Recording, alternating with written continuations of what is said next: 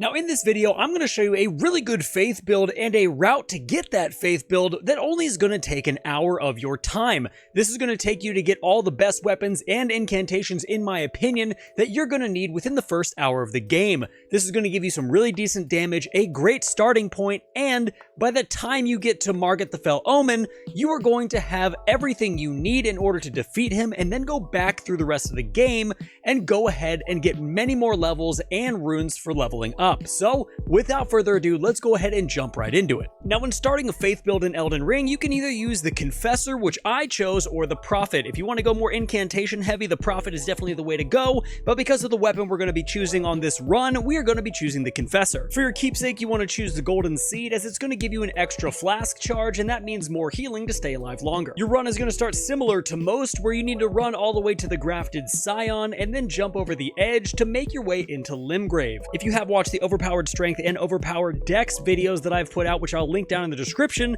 you will notice some similarities. However, I have streamlined this, and considering we're doing a faith build, we'll be searching out some completely different things that you're going to need for this build. Now, your first goal is going to be acquiring 3 Sites of Grace in order to pick up Torrent. So we're going to make a way from the first step to the Church of Ella all the way up to the Gatefront Site of Grace. Make sure to snag the smithing stone on the anvil at the Church of Ella because you're going to need it later. At the Gatefront Site of Grace, you're going to talk to Melina, and she is going to give you Torrent after you get through all of her dialogue. At this point, you're going to head into the Gatefront ruins and grab the wetblade because you're going to need to put Ashes of War on your weapon at some point, and this is a good item to have. Make your way back to the Church of Ella, and you're going to run into Ranni the Witch, who's going to give you the Spirit Caller Bell as well as the Wolf Summons. Once you get these, you can then head back towards the Fringe Folk Hero's grave, and you're going to jump over the edge where there's going to be a Wind Geyser. Take the Wind Geyser down and take a left, and you're going to run into a gold pickled Foulfoot, which we are going to need to slay the dragon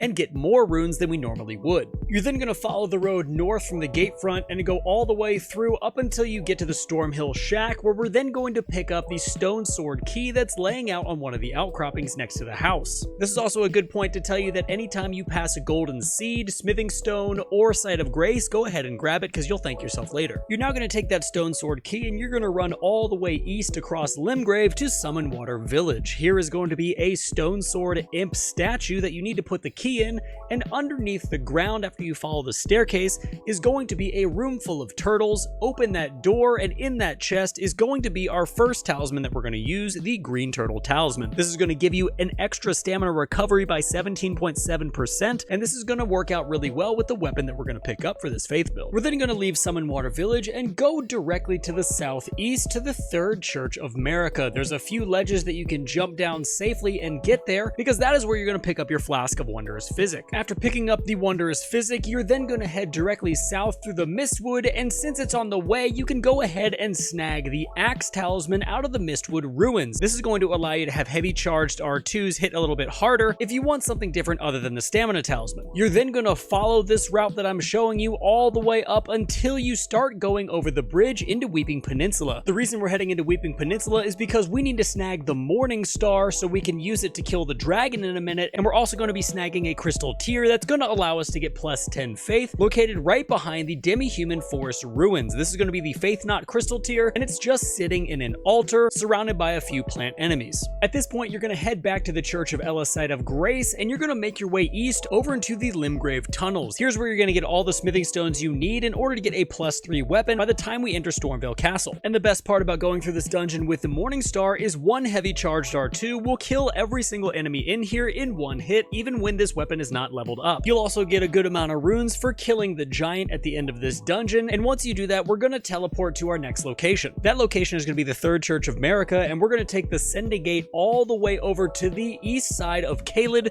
where we're then going to run down to Fort Faroth, and we're going to kill the dragon. You're going to make your way south through Caelid over the bridge where there's going to be a dragon. Just avoid him and run directly past him until you get to the Minor Erd Tree, where you're going to see a rotted out Erd Tree avatar.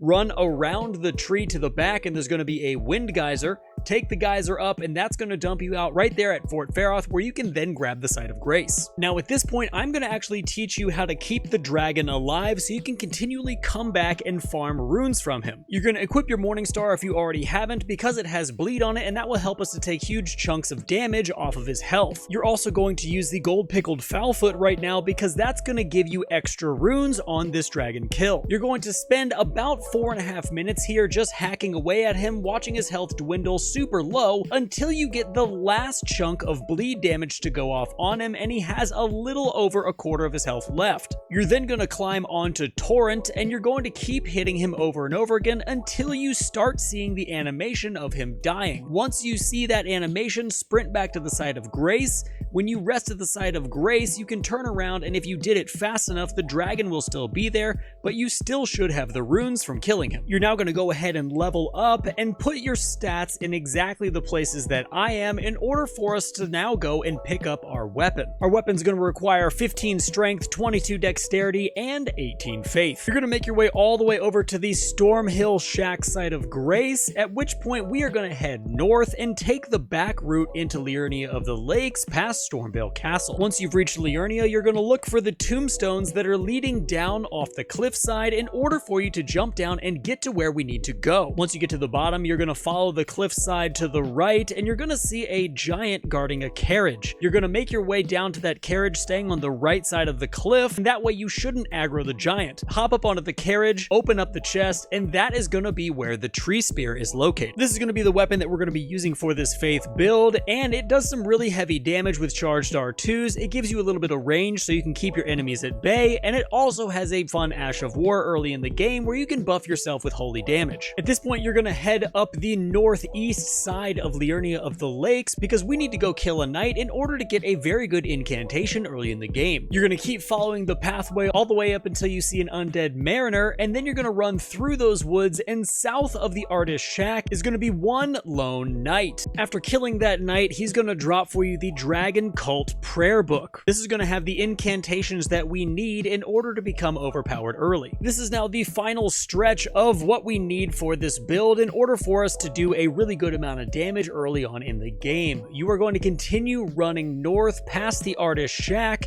and follow the route all the way up until you get to the minor Erd tree. Definitely snag Sites of Grace on your way because it is a huge pain to die once you're fighting it while not having any Sites of Grace, and you have to run back all over again. This fight can be a little bit difficult at our current level, but the trees really telegraph their moves very well, and once you learn their moveset, it is pretty easy to take down any tree in the game, no matter what level you are. The reason that we're coming up to take out this particular Erd tree avatar is because it's going to give us the Holy Shrouding crack tier, the Lightning Shrouding crack tier, and the Magic Shrouding crack tier.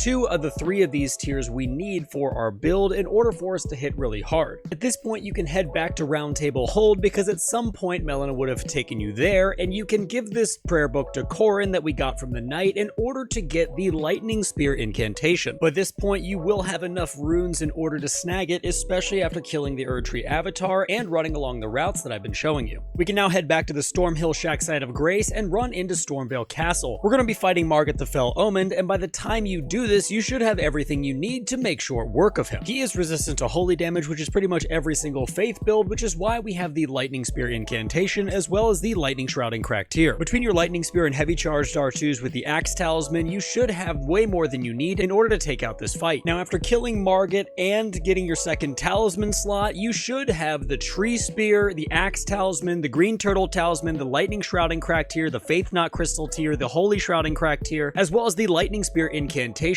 and you should be level 32 after using the runes to level up after you kill Margott. This Faith build is going to give you an absolutely phenomenal jumping off point, especially considering we have done almost none of Limgrave or Weeping Peninsula. Going back through these areas is going to allow you to get way more levels and way more runes. However, if you do want to go into Stormvale Castle now, you could definitely do that. And guys, that's going to be it for our overpowered Faith build early. If you liked the video, make sure to hit the like button and the subscribe button so you can know when I'm making more videos. Leave down in the comments anything that you guys would change or how to make this route more efficient. I did look back through some of the older comments on my last 2 videos and ended up cutting out some of the things that were unnecessary and overall streamlining this particular route. So I appreciate you guys so much for watching at the end of the video. Thank you so much, and until next time, stay safe, enjoy the game, and I'll see you in the next one.